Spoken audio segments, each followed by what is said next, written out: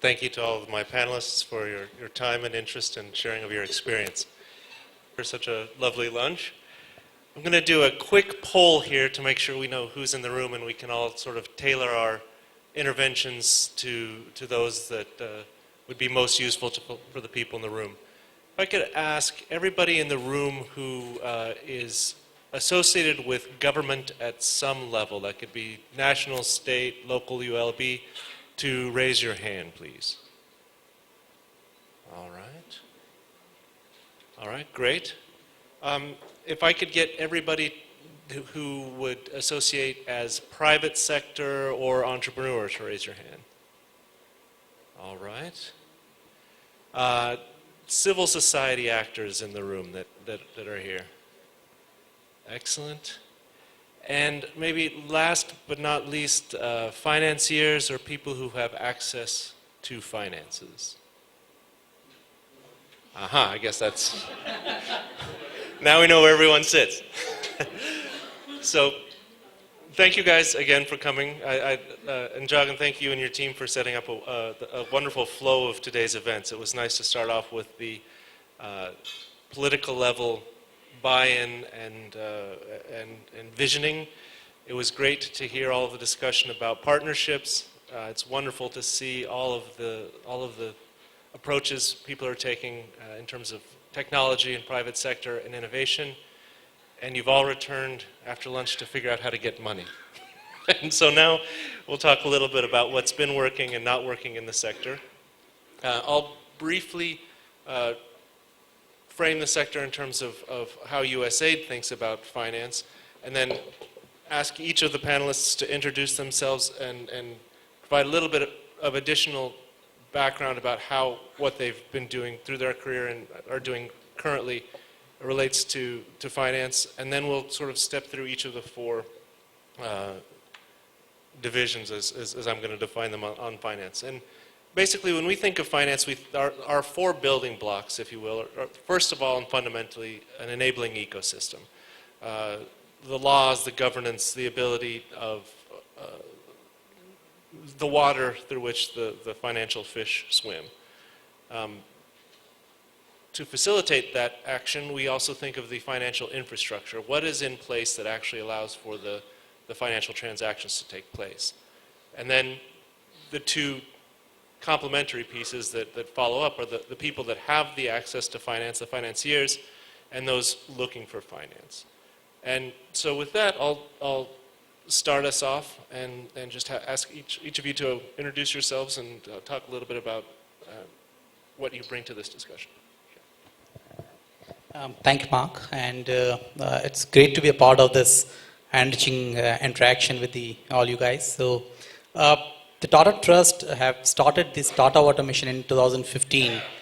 The idea was that how we can actually relook the whole wash space, looking at the emerging challenges as well as the emerging solutions. And in that space, we broadly focus on three areas. One thing is about how we can do the service delivery, improved service delivery mechanism, be it in drinking water, safe sanitation, or hygiene aspects. So that actually you have to have a boots on ground to get into the implementation and understand the whole nitty-gritties of the process well, so that you can help in terms of the scaling up or sustainability of the element. The second element which we thought and I think is important is about the innovation. We have actually very vibrating innovators in the earlier sessions, and I think it's very important that you create an ecosystem for those innovators to not only do new innovative technologies, but at the same time how they can sustain the critical period of survival.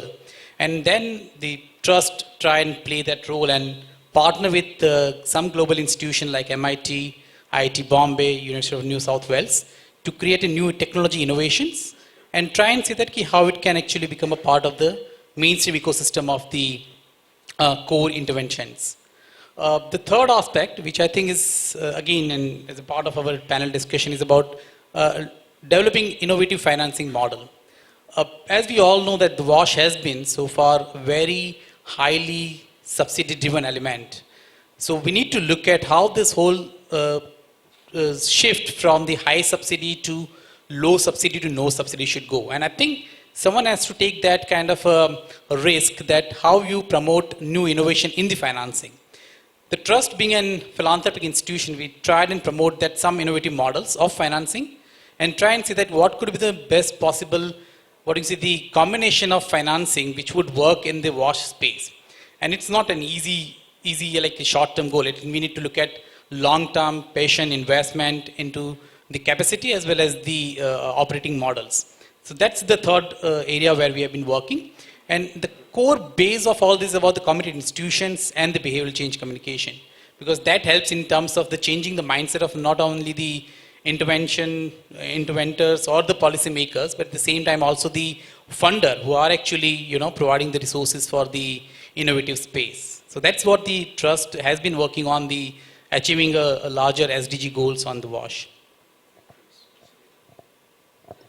Thank you, Mark, and thank you, Kamna, for that introduction. As Kamna mentioned, I've worked for over 10 years in the water sector in a capacity as an urban sector specialist. My last role, which spanned over 5 years, was to look at what is the appropriate role for the private sector in water and sanitation. And that included looking across the financing role and perhaps the service delivery role, the governance role as well. I'm currently consulting as a freelance consultant and have been working in India, Bangladesh, Cambodia and Mongolia in both water and sanitation initiatives. The common thread in all the countries that I'm working in outside of India is the clarity in leveraging funds from the private sector in order to complement public financing. There are variations in the manner in which this is being done. For example, Cambodia that has actually financed for water supply through private equity. Bangladesh is looking at concessional financing, again being leveraged through government funds.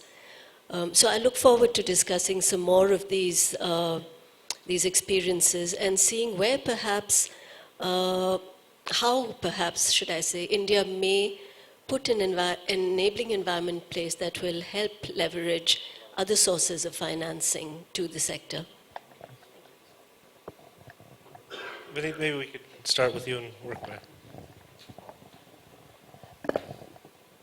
Hi everyone, I'm Vineet Menon. I'm part of Intellicap Advisory Services. But here I am representing the larger group which is known as Avishkar Intellicap Group.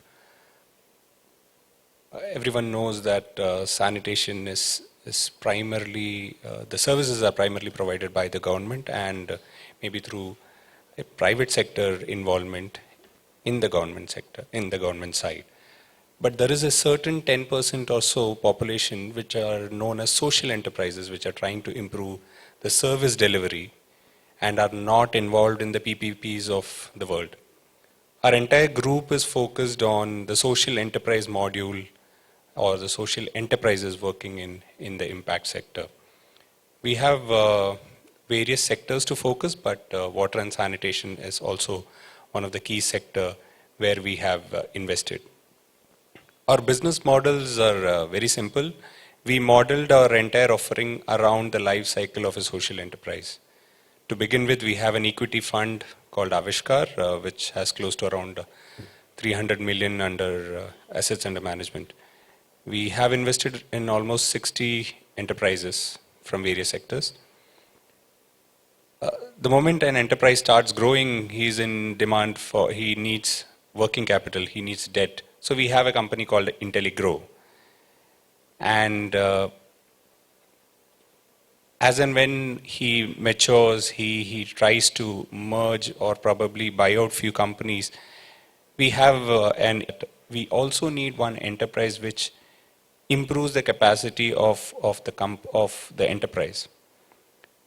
We started something called Intellicap Advisory Services, which I am part of. We offer ecosystem building activities for the impact sector in India. By ecosystem building activities, I mean we come out with publications, we conduct landscape studies, sorry. We conduct landscape studies. We support donors and DFIs in developing impact bonds, maybe revolving credit mechanisms, innovative financing mechanisms, etc. We also conduct impact assessment studies, and we have been involved in most of the sanitation related programs in India. We evaluate impact from the angle of both social and economic aspects, and all our publications are available in the public domain. Thanks.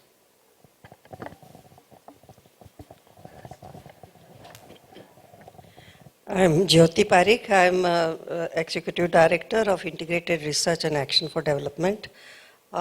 We are Center of Excellence for Climate Change and Urban Development from the Ministry of Urban Development. That was in 2009. And we worked in the area of rapid vulnerability assessment of cities. We have done something like 30 cities analysis. We work for UNDP, Climate Disaster Management Plan, Ministry of Earth Sciences for urban air pollution, Department of Science and Technology for dengue alert, IDRC Canada for heat stress, etc. The reason why climate finance can also be a candidate is that climate finance is for two reasons, given for two reasons, what's called mitigation and adaptation. Mitigation means how to reduce greenhouse gases. And that can, earlier that used to be carbon credit also, still people can get carbon credits for, and Delhi Metro is one example which still is a candidate for carbon credit, which means that by traveling in metro, you avoid a lot of greenhouse gases, considering that it transports millions of them. If there was no metro, they would be out on the street consuming petroleum and emitting carbon GHG emissions. The other candidates could be also sewage, which emits methane, solid waste, which both can do methane if not collected properly, and carbon dioxide if it's burnt. So these three things are kind of candidates for climate mitigation funds. Climate adaptation funds are typically for minimizing the impact of climate change, and quite often we are talking about disaster resilience. Disaster resilience has floods, cyclones, and so on, storms. And India, especially Indian cities, are very much vulnerable to floods. And that, when you have weak sewage and sanitation systems, it can cause epidemics. So there is a good chance of considering that as a part of a immediate adaptation strategy to reduce the impact post floods or post disaster. In fact, Srinagar had that problem when Srinagar was flooded, and the municipal commissioner there, Mr. Mir Kasbah, he hired 100 trucks to remove dead animals from the street, and and then also completely clean the street, so that, and Surat had that problem also some 10 years ago, where a flood could immediately big threat of epidemics. So these are the areas in which one can think of. We have also worked on service level benchmarks for these 30 cities that I can speak next time.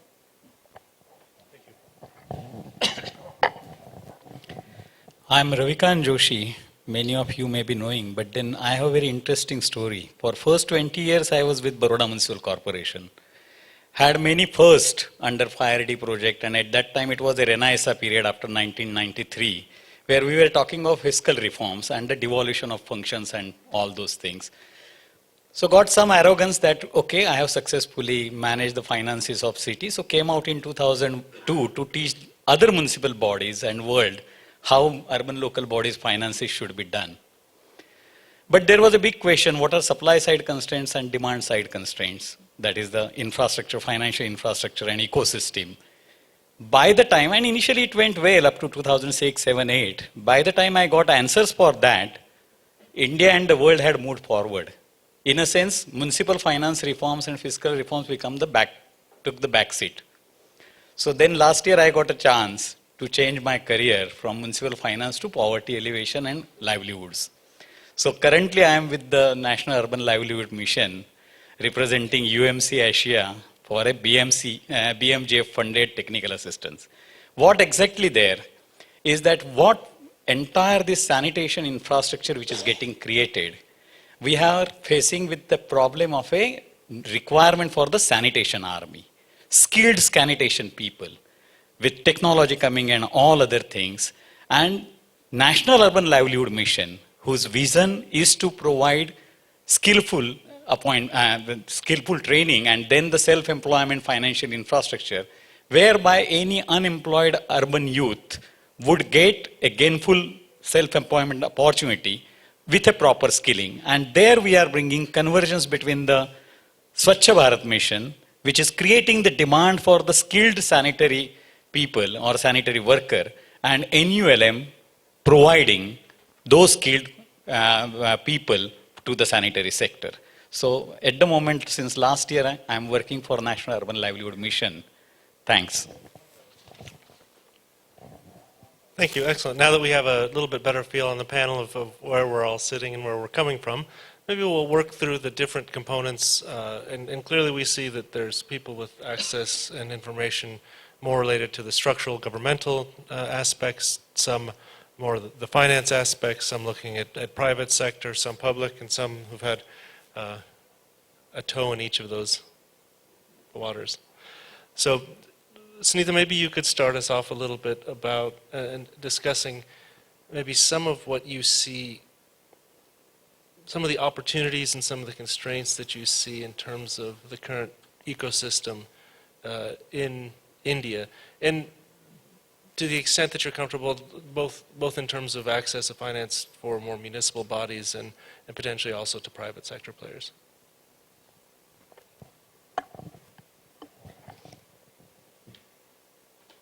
So I'll be addressing the situation of cities at large. And I believe the conditions that allow access to finance, to innovative finance, are very much the same as the conditions that allow access to plain vanilla finance, which is essentially commercial borrowing in the form of debt, equity through private players, or market instruments such as bonds. And I think the basic fundamental condition that enables access to finance is addressing the risks to finance, creating conditions that enable a comfort level and a certain extent of predictability in the flow of finances. And I think the very, very first aspect that one would look at in this while financing any initiative is there a bankable revenue model? I think this is a fundamental, non-negotiable aspect. And of course, the revenue model could include a combination of user charges, it could include grants, it could include subsidies. I think in India we are fairly distant from establishing a revenue model that is based solely on user charges. We've accepted the role that grants will play, that subsidies will play. But a city has to be able to demonstrate that it has the revenue requirement to service any financing. I mean, whether it's innovative, whether it's debt, whether it's equity, bonds, you have to be able to service them. And I think this is the very first piece that probably needs to be put in place in terms of the enabling environment. Do we have a framework for the use of different types of financing that essentially agrees on how will grants be used? Where will commercial finance be sought? What extent of grant financing is best for the sector?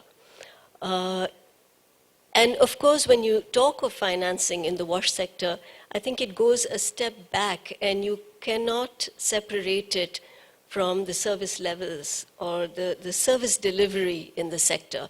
Because ultimately, water and sanitation are service delivery driven sectors, which means that unlike the road sectors, you don't simply build an asset and start collecting money for the use of it. In the water and sanitation sectors, you not only create an asset, so you have the initial capex investment, you have a significant operational costs that are involved in maintaining and operating the asset to deliver the water, for example, or to clear the wastewater. So essentially, the primary piece that needs to be put in place is to assure standards of service delivery, so to have a commonly understood, accepted, implemented set of service delivery targets, tied to which you can start working with the user charges, and then have a framework that binds together the delivery as well as the charging within the sector. I'll stop there and perhaps let other panelists. Thank you, Sunita. Thank you for that. Maybe I'll ask you to hand the microphone to Viang. Thank you for that perspective on sort of the municipal and public sector piece of it. What I'm pulling out, or what I'm hearing there, is really being able not to necessarily de-risk, but accurately assess and equitably share risks between the different partners. Having some level of accountability for service delivery and some sort of a bankable model for a municipality. And when you said all that, I immediately sort of in my mind translated that to the private sector as well. Devan, can you sort of talk a little bit about how that might be similar or different with more of a private sector actor in terms of the enabling environment? Yeah, sure. So just to quote one small example. So when we started the whole different thought process on the WASH, we started looking at the, rather than, because being a philanthropy, most of the people come with the grant request. So we said, rather than going on a grant, can we create some kind of ecosystem where the private entrepreneurs can be promoted? We can take the initial risk element. So we would like to look at the risk guarantee we can take care, but it should not be looked at in terms of the free money which is available to the entrepreneur. To our surprise, I think we promoted more than 100 and 150, 120 entrepreneurs, and we actually they use our resources as a collateral, and they could get 50% resources from the bank as a loan. And that I think I feel it's one of the very interesting model, which I think broke a lot of myths what we had, that the enterprising will not be able to raise resources. Although the ticket size was very small, but using the resources which is available as a collateral helps the private players to started being in the sector. And once they actually started the better service delivery mechanism, they could also charge the revenue on that. And that helps the whole ecosystem viable, economically viable, and also the self-sustainable. And that helps actually to understand that the larger market in terms of the service delivery could be shifted from the typical government support mechanism to the private sector entrepreneurs driven. The shift has not been very high, but I think comparatively in the census towns and the high density population villages, I think we could demonstrate it well. And that actually gave a confidence in terms of this kind of a model needs to be promoted on a scale, and then how the philanthropic resources could be actually used to play a catalytic role on creating an ecosystem and enabling environment for the entrepreneurs and the private sector. Excellent, thank you. We'll segue from that into finance. And Vineet, I may ask you to start us off. Let's pass this one down. And one of the things that you said in your introduction about identifying and measuring impacts made me wonder if maybe you have thought about and maybe are employing some sort of impact-adjusted balance sheet. And if so, are you able to identify sources of funding that are willing to take something somewhat sub-market in terms of returns to recognize that impact? Sure, Mark, thanks. When we started working on impact, particularly in the wash sector, I mean, like everyone, we realized that data is not being collected. We first started with parameters on how to collect this data and how we can integrate technology and start collecting data. Now, this was again a huge cost for the entrepreneur. I mean, we are talking about the social entrepreneurs, not the biggie ones. The social entrepreneurs always felt, look, let me do my business. I don't want to collect data and report to you. When Avishka started looking at impact investing and particularly this sector, we had to work around with whatever data we got from the entrepreneurs. Probably now we can command, we can put in the term sheet that this is what we want, and we can get the data. But there was a time when we didn't have any data as such. We created simple metrics which enabled them to probably report it at a later stage. Now, most of the impact investors are looking at impact metrics as such, and probably it is enabling them to give a discount in the equity or return expectation which they are seeking. Today, I may not be interested in a 20 or a 30% IRR. I'm just interested in impact and probably an 18% or a 15% IRR. But where this impact is actually creating changes in the impact bond kind of a structure, where this financing mechanism enables all the donors to put in their donor money and subsidize the returns which these private guys are getting in. I feel impact is more impactful in such a mechanism. Thank you. I'll try to capture my understanding of how some of this works, but I am standing in the shadows of giants. So my understanding of why this is important, why this works, you had mentioned the idea of innovative finance, or sometimes we think of blended finance. And what you're alluding to is that there are different sources of money that expect different returns. A purely commercial return may be up here, 20, 30%, but then you may have other sources of funding that are much, much lower. And I guess one of the things that I'm interested in exploring, and I think this is all very early days, but if we're able to somehow identify and quantify specific impacts, we may find impact investors that are willing to take a zero return or even take a loss to some extent. For example, we see the government of India is underwriting much of this water and sanitation infrastructure and service delivery to 100%, tune of 100%. And if there would be a way that somehow markets could be developed or approaches could be developed so that there could be evaluation of the impact, you may see a future where the government or another impact payer could underwrite 20, 30% of the cost of the intervention or of the return, and it would be sort of this wonderful marriage of efficiencies of private sector with a public sector and public good coming about. I don't know if any of you have any thoughts on if that's a completely naive and crazy thought, or if you've seen anything anywhere along that spectrum happen in other places.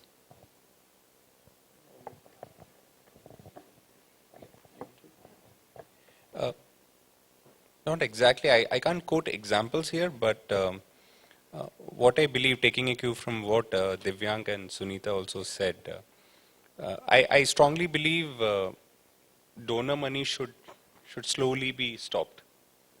And donor money should be used to probably create that ecosystem, like a guarantee, which Sunita was talking about.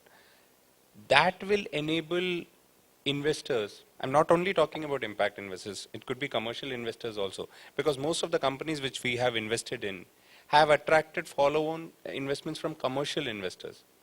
But we had to take that initial risk. I mean, few work out, few don't.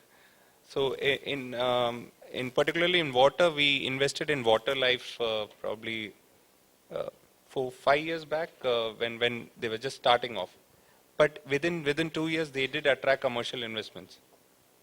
Now the idea is who's good enough to take that risk. Even we have our LP sitting on top, who are demanding certain returns. So if a DFI comes and probably protects that initial risk, we are happy to probably jump into and Yeah, to clarify, my thought wasn't that a DFI or a donor would underwrite risk as much as recognize a social return. I mean, we've heard from several people that the government of India doesn't foresee the wash sector as being full cost recovery in the near future. So then that's fine. I think, Sunita, you had discussed about how having some transparency about understanding the actual cash flow, profit, and loss of any venture. And there may be underwriters such as the government of India that are willing to pay for some portion of that revenue stream as a social good, but rather not really as a DFI taking on an initial risk, is what I was thinking. But I think it's all still very early days to see that model play out. Did you have anything to add on that? I think the donor money can create a climate, and they can do stakeholder consultations, capacity building, consensus building, these kind of activities, plus innovation, getting innovation going, and selection of what innovations are appropriate for what. So these are the roles. But I also user charges is not to be underestimated, because only then the whole thing is serviceable, and there we are not yet there to recover the full investments in a short time. The other issue is that where the identification of role of how to grow and how to maintain, and who will the last mile to be paid by the consumers, and in new infrastructure to be done by so there are various types of finance needs, ranging from new systems, especially in the case of developing countries where population is growing, and despite earlier people, earlier consumers satisfied, there are new consumers coming along, and new investments constantly needed. So it's not just a matter of maintenance as it is in the case of developed countries. So and we need to we find that when you do look at service level benchmarks, how much is per capita water availability, and how much is how many coverage has taken place. So sometimes people are able to find water resources big enough to raise the same customers little bit more water, but then extending to people who don't have it is a very tough job. And we were talking earlier that there may be some perverse disincentives for doing so, because if you're a municipality and your service level benchmark is the liters of water per capita provided, if you extend your service, you may actually drop in that benchmark. So it's always interesting to see how some of the best intended benchmarks have negative impacts. Let's turn now to the finance seekers, and I'll ask Ravikant if you can maybe say a few things about finance seekers, maybe particularly with your experience in ULBs and municipalities being finance seekers, and then I'll ask Dimyang if you can look at some of the entrepreneurs as finance seekers, and both share some experience about what's worked well, what hasn't, and any insights or suggestions that you have for people in this room, and in terms of how we can move forward as proactively as possible. Now, in water and sanitation or wash sector, the main finance seeker should be the ULBs, because they are the real front-end institutions mandated to provide these. But the scenario is of a paradox. The ULBs which are capable are not borrowing or not extending themselves for delivery. Take example of top-notch 30 cities. They can borrow millions of rupees, they can raise that much fund, but there is no development accountability or service level benchmark compelling them to provide X kind of a service. There is an entire lot of ULBs. Almost 90% of Indian ULBs are dependent on government for more than 70 to 80%. So they don't have their own money. And whatever resource mobilization is possible, Today the thing has happened that entire funding has become capex driven, project driven, with less thought on a opex, creating the opex. Even the big cities have suffered. So with this project funding coming in after JNURM, the entire funding is for capex, creating the infrastructure, but not follow up opex for that. And when your ULBs are 90 or 80% dependent on the higher level government, and in capex 100%, we are creating a sort of a situation wherein you are creating an infrastructure which will be difficult to manage. And top of that, we are not taking into account the capital absorption capacity of the ULBs. And therefore, even the money or the funds are devolved, they are not getting utilized. Now you are saying, what could be the way out? There is a myth that ULBs, or in the morning, Honorable Minister said that there are limitations to charge the user charge. But I have come across the experiences that out of 10, 6 ULBs, which do not have a negative or positive externality, there is no subsidy in the pricing. I am ready to give concrete examples, and I had prepared one report for WSP which showed that out of 10, 7 ULBs, just by removing 2 things, that is the coverage, reducing the non-revenue water, and by improving the collection efficiency, can come out of the rate. So there is an absolute wrong myth that we are charging subsidized user charges. A concrete example of one of the southern city, which recently in 2014 I studied for the World Bank. 40 crore rupees is the annual cost. Without any inefficiency I am taking into account, right from dam to delivery, the total cost of running the water supply system for that million-plus city was 40 crore. Amount recovered was 15 crore. The per liter cost was coming 8 rupees. And the minimum charge per month for 20 kiloliter was 180 rupees. So there was not a subsidy. At 180 rupees with 90% this, that city should have earned enough money to run its, but then 25 crore was the grant coming in from the state government to mitigate that revenue loss in that water supply system of that city. Now this 25 crore was because of only 2 things. 60% was the coverage and 40% was the collection efficiency of 60%, thus only 25% recovered.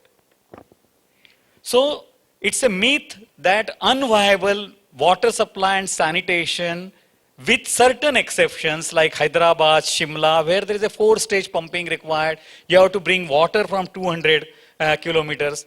Barring those negative externalities, 80% of the Indian cities, with little bit nudging, with little bit facilitation amount from the donor agencies, from the higher level government, is possible to make it commercially viable. Another example, even I have seen under JNURM with 90% grant being utilized as the viability gap funding as a capex, and still PPP project failing. While big projects, infrastructure projects, social projects like metro with 40% viability gap funding, Government of India's policy is succeeding or meeting the day. So there is a big paradox in urban sector, and nobody is ready to speak about that. Nobody is ready to really go and look into what is really ailing at that level. Okay. And therefore financial seeker, there is a big problem. Simple improvement is to creating a development accountability, service delivery accountability. Today what is happening? Each and every loss is made good directly in terms of a financial assistance by the state government or central government. And simply if it is not made, then the people pay in form of non-development. ULB is not held responsible or is not, because there are no hard budgetary constraints for the devolution of the funds. So what I'm hearing you say is accountability, willingness to charge a fee. And one of the things that you alluded to but didn't say specifically, but we mentioned in a discussion at lunch, was the idea of maybe changing your tendering approach from more of an infrastructure project to a longer term service delivery project that would allow for the private sector to take on some of the financing responsibility. So No, along with accountability, transparency. Where is transparently finances get discussed? Let's take example of any city, its water supply or sanitation project. Let's put forth on the table each and every, what is the cost, why that cost, what are the component of the cost, and then how much is the revenue, how much is the collection efficiency, what is the coverage, what maximum that city can earn. We are not finding out the cost and viability gap in rational terms, in a transparent manner. And having found that, there is no doubt cities would require viability gap funding. Across the world, water and sanitation requires the subsidy and viability. But here we are not measuring in a rational and transparent manner, city to city, project to project, what is the viability gap? And how that viability gap, who will fund it? And what are then performance covenant associated to that? Let that be in a participative manner, in transparent manner, open in the public discuss. Nobody in Indian context, I was bureaucrat, we never challenge to the people that come and tell me how I can manage at a less cost than this. This is my cost and I'm true about it, I'm honest about it. Show me how I can save a single paisa. But at the same time, there is no corollary that you will have to give it. Because as a bureaucrat, I know there is a 50% inefficiency. As a citizen, I don't go and challenge government. Hey, why you are not saying? Because as a citizen, I'm not ready to honor the duty of paying the right price for the right service. So this rift is the main problem. Sunita, you're dying. Let's hear it. Thank you. No, I couldn't agree more with Ravikant, actually. And I just wanted to put in a word about, how does this discourse come about, this honest discourse of what do we, what are our cash flows? What is it that we can charge? What is it that we can collect? In two countries that I'm working in currently, which is both Bangladesh and Cambodia, the decisions on projects, the decisions on user charges are the mandate of the local body. Because you take responsibility for what you are committing to provide, and you take responsibility for then sustaining that system. And in both of these countries, which, arguably, I don't know, there are reasons why India is not able to do this, but both these countries have lower per capita GDPs than India do. Both of them are looking at viability gap funding. They are not crowding in public sector funding. But while looking at viability gap funding, they are willing to let the decision rest with the ULB. They are willing to let go of the political capital that can be derived from water in order to be able to provide services. Thank you for that experience. I always feel like the lessons we learn in terms of the energy sector's willingness to let go of subsidies, the water sector is only 20 years behind it. But I don't know if you have anything else to add in terms of the private sector finance seekers. I know you spoke a bit about sort of the ecosystem and the nurturing and building you do of capacity, as well as the different financial instruments that you make available. Do you have anything else to add in terms of the finance seekers? Yeah, I think just to share experiences, and I think there has been also more focus about how we can create an ecosystem. So the trust have actually incubated an institution called FISC, that's called Financial Innovations and Social Enterprising. So that helps actually identifying the innovators to, improvise the technology, but also go to the, develop the whole ecosystem. So for example, in the earlier session, someone saying they don't know how to make balance sheet because they are good in the engineering aspect. So those whole support mechanism needs to be established by some institution which can handhold them from the starting point to the survival space. So this institution, which is actually a part of the trust ecosystem, has been providing that services to the entrepreneurs. And I think so far they have actually currently looked at around 35 innovators they've supported, and I think they are looking at some more innovators to support them. So that's why I think the contribution from the trust-like institutions would be helpful. The second, I think I'm just moving away from the earlier discussions because I think now more and more decentralized systems are being promoted rather than the centralized system, which would be lower in the capex as well as the lower in the opex. And there, I think the space for the private sector or entrepreneur is going to be much, much higher, both in terms of the tier 2 city, tier 3 cities also. And I think that financing mechanism is, so that requirement on financing is going to be huge.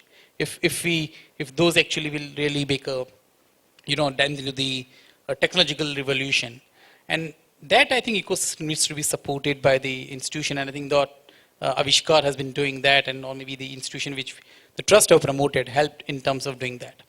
The third element, which is I think the consumer perspective. So we also have another institution called Avanti Finance, which actually extend the finances to the individual households, which have ability to take loan for getting the services for water and sanitation. Because ultimately the last mile connectivity is equally important, that who is going to invest on that, if not the government. So that ecosystem needs to be also created, and how that ecosystem needs to be created, that's also one area one has to look at. We have a few minutes left, so let's dive into the last bit that's more of the financial infrastructure.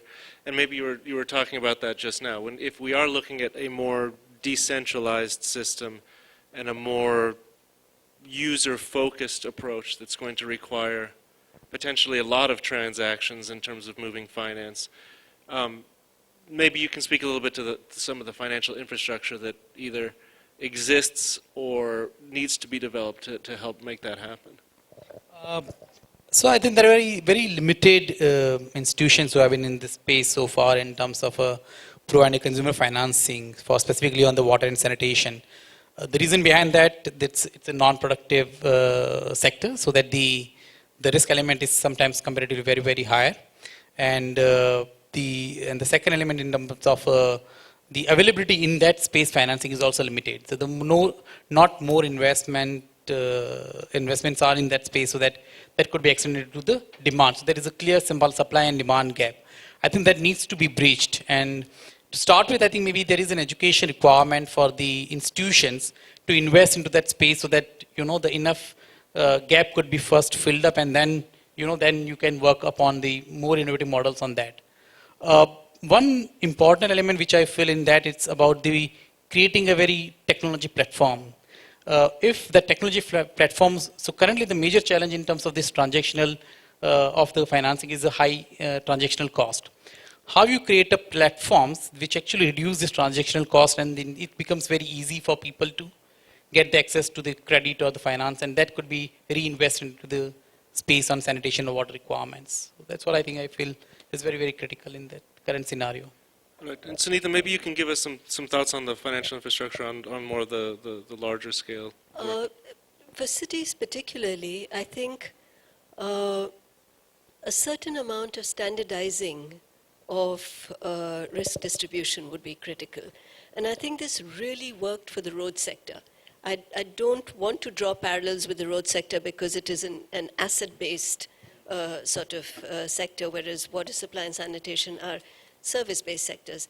But if you look at 5 contracts that 5 cities have issued, whether they be under AMRIT for DBOT, or whether they be under JNNURM for PPP, so one focusing on a certain extent of private investment, the other one focusing exclusively on government investment with the service delivery period, they will all 5 have different treatment for demand risk.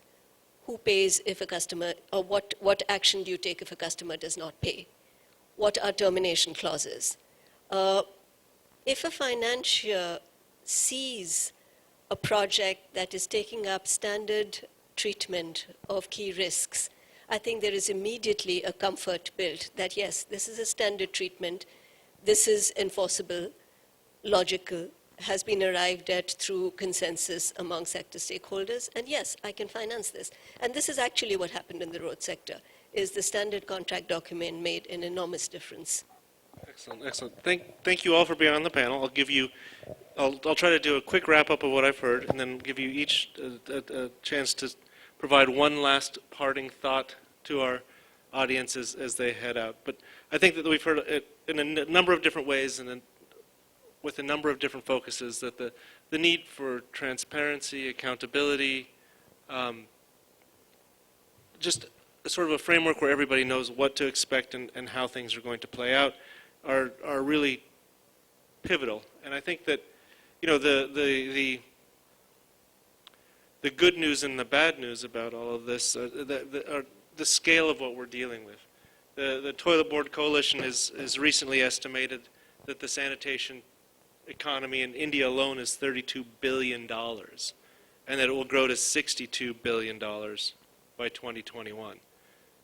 And there's a lot of money that is looking to get into the sector, but as we've heard from all of our panelists, it's not obvious, it's not easy, and and for those of you that are seeking funding, you know that it's not just falling into your laps quite easily. So, parting thoughts. Maybe Vineet, can you start us off? We'll go down the line.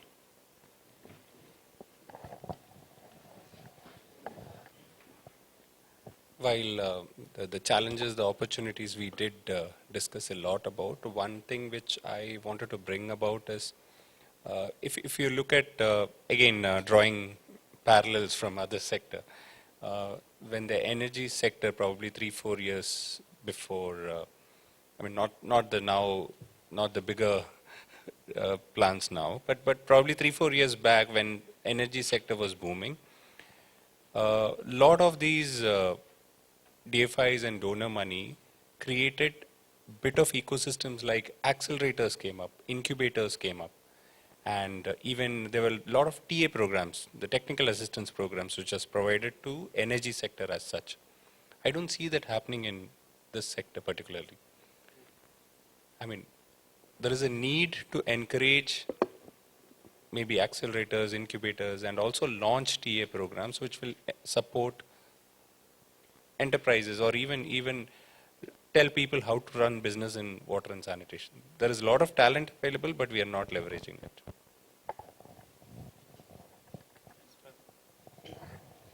Yeah, I think some kind of mandatory on urban ULB part would prompt them to get some, green bonds and municipality bonds and so on.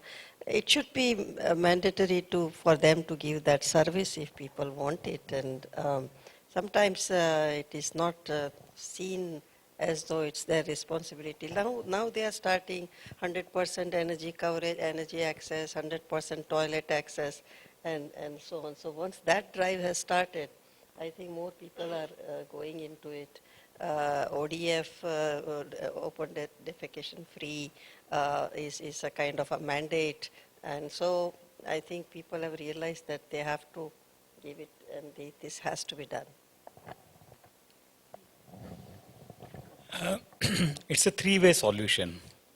One, looking at the ULB and a particular wash project in a transparent accountable manner, with the acceptance of the fact that yes, higher level government needs to help them, or even donor agency, whatever it may be, devolution of funds or subsidy would be required, but first it should be arrived at what is the rational cost with rational level of the efficiency, and to mitigate that cost, what is locally possible, and then how much viability gap funding is required.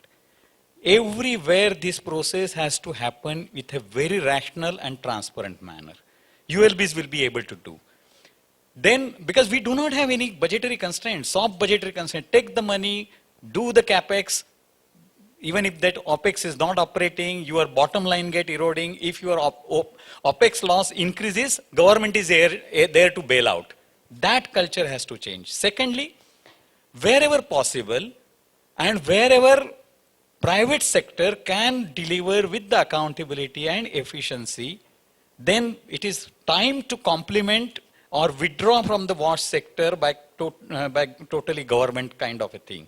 So wherever possible, whether it is a PPP model or giving the entire franchisee to that, but we have to involve big way private sector in delivery of the wash. And there also then rules of the same, transparent way.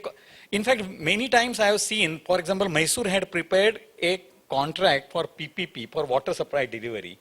When I looked the performance condition, I said, if we are putting this for a private player to come in and do, why they are not applicable to existing ULB who is delivering the water? So when we are creating a performance contract to give it to the private sector, we are putting all those conditions, but none of them has been met today. I said, okay, whatever money, 350 crore to be given to that private sector to revamp the system and then to run it, here is the 350 crore to the ULB. Deliver on this performance ground and on this performance covenant, you yourself. So either you deliver it or get out of the sector.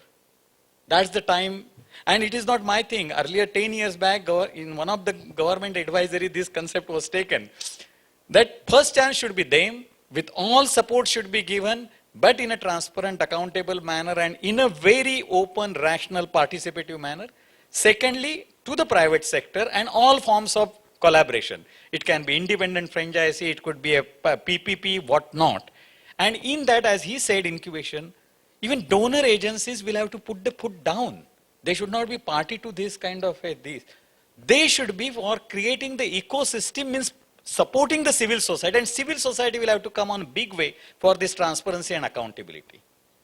Today, main problem is on not supply side. Government has good intention, and last 15 years I am seeing entire discourse is a supply side. Means government thinking good, government coming out with Jawaharlal Nehru or Amrut and all that. Even RTI and everything, where is the demand side? The real problem in India is of a demand side, and there the civil society, academic institutions and other institutions has a big role to come in. And finally, to facilitate entire this collaboration and all that, all multilateral agencies and donor agencies are most welcome, basically to bring this convergence, this partnership of the stakeholders, civil society demanding the transparency and accountability. ULB is delivering the thing, private sector getting its role in a wash delivery, and then academic institutions and multilaterals and all helping entire ecosystem. I appreciate your confidence in the multinationals and the bilaterals. I think that's quite a remit. Please. I think that 2 points. I think the service delivery standardization is very, very important, because I think there is increasing willingness for paying for better services. So if better services are there, definitely there is going to be the good payment or user charges, and then the whole ecosystem or the cycle will sustain at its own. That's I think the one critical element. And second, I think creating a capacity at all levels is very, very critical, be it at the government or at the ULB level or at the civil society level. I think this capacity building is very important to bring in not only innovative thinking process for the technology, but also the good operating models at the decentralized level or a centralized level. I think these are the two critical elements which I feel important to address. Thank you, Mark. All I'll say is I agree completely with what all the panelists have said. I'll just add a thought at the end that financing is very closely linked to governance. Where there is a perception of sound governance, sound management principles, as Ravi has said, robust decision making, I don't think there is any barrier to the flow of finances. I mean, particularly as projects have shown a high willingness to pay, a very low willingness to charge and provide what is required. Thank you. Thank you all. I don't know in terms of the time frame if we have time for questions or okay, a couple of questions. Okay, excellent. I don't know if there's someone with a microphone in the audience. Any burning questions? The paneer has fallen to the head and everyone's, I do see open eyes, so that's good. All right. Yes, please.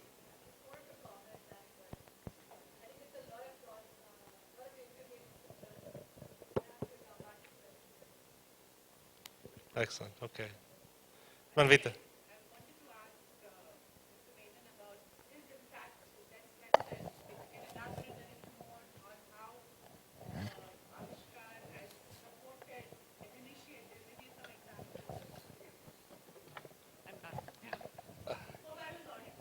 Yeah, you were.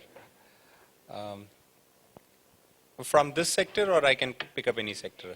Okay. We supported one Gujarat-based waste management company, and when we thought of investing in that company had probably only 5 lakhs revenue as such. It was very new. They were just looking at a concept. At that time, waste management itself was not very common, and we were talking about making money from waste. 2005. When we then Avishkar took a decision about looking at the future and looking at the current impact which they are creating. They had a model in which they were involving rack pickers and people, local scavengers and people who can collect waste and then give it to them, and they recycle it and find different options to sell the product. We tried for 5 years, and the revenues never improved. Ideally, we should have stopped funding, but we gave a second round of funding just because we believed in that idea, just because we believed in that impact. Now it was creating livelihoods for over 300 rack pickers in that region. This was the impact which Avishkar thought about of supporting. That is why we went for the second round. But now it is a profitable venture with which is known as Let's Recycle. If you know, yeah. Do you necessarily support social enterprise only, or for-profit companies which are doing social impact as well? We only support for-profit companies. No, we try to support companies, again, only for-profit companies, because our definition of social enterprises is something which is sustainable and which is working probably in supporting, delivering last mile services or trying to engage people, local population in their value chain. So our definition was always for-profit. So Tata Trusts have two different perspectives. One, as a trust, we can't actually support the for-profit. That's a technical barrier. So then we support the non-profit, but trying to create an ecosystem and a model. So what I think we said, how we can actually create some kind of a risk element into that, so that if even it's going to fail, still we try and give it a thought, okay, that let's try and look at the innovative models to work on it. But we do have some other initiatives, which is, I said, FISE, which supports for-profit entities through all kind of support, along with working capital, some kind of support for the management and governance aspects. One last question. It's an opportunity. Get it in now. Hunt us down at the break. Great. Thank you all for your support. Session. Before we close, I request Session Chair Mr. Mark Peters to facilitate the other speakers with the memento.